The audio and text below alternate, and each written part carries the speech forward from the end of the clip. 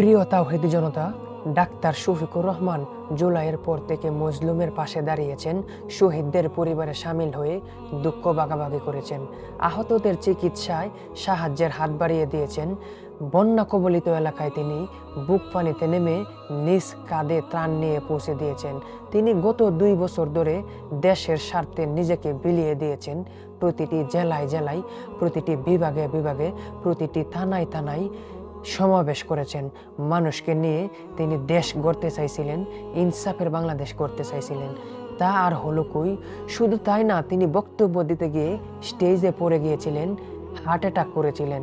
তারপরেও তিনি বিদেশে চিকিৎসা নিতে যায় নাই, দেশের মানুষকে নিজ দেশের চিকিৎসার প্রতি আশ্বাস দিয়েছেন। অথচ অন্য দলের নেতাকর্মীরা ঠান্ডা হাসি কাশি হলেই চিকিৎসার জন্য থাইল্যান্ডে পাড়ি দেয়, বিদেশে পাড়ি দেয়। এটাই শেষ নয়, তিনি দেশকে ভালোবেসে, দেশের মানুষকে ভালোবেসে কারাদণ্ড ভোগ করেছেন, দিনের পর দিন নির্যাতিত হয়েছেন। তিনি রিমান্ডেও ছিলেন ইনসাফ কায়েম করার জন্য, ইসলাম প্রতিষ্ঠা করার জন্য। কিন্তু তা আর হলো কই? বিপরীতে অন্য দলের নেতাকর্মীরা তাদের অপকর্মের ফল ভোগ না করে দিনের পর দিন বিদেশে পড়েছিলেন, তারাই এখন দেশের নেতা হয়ে গেছে, জনগণ গ্রহণ করেছেন।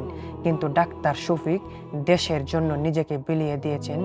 গত 6 মাস তিনি ভালোভাবে ঘুমাইতেও পারে নাই, শুধু দেশে ইসলাম কায়েম করার জন্য, ইনসাফ কায়েম করার জন্য। কিন্তু তা আর হলো কই? বেকার তিনি বাংলাদেশে ইনসাফ কায়েম করতে পারে নাই, তিনি ইসলাম প্রতিষ্ঠা করতে পারে নাই, তিনি প্রধানমন্ত্রী হইতে পারে নাই, তার দলটা ক্ষমতায় আসতে পারে নাই শুধুমাত্র একটা কারণে, কারণ তিনি বেকার ভাতার আশ্বাস দেয় নাই, তিনি কোনো কার্ডের আশ্বাস দেয় নাই। কিন্তু বর্তমানে বাংলাদেশে ডাক্তার শফিকুর রহমানই যোগ্য নেতা ছিলেন।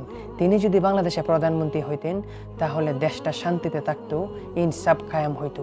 এটাই কিন্তু বাস্তবতা।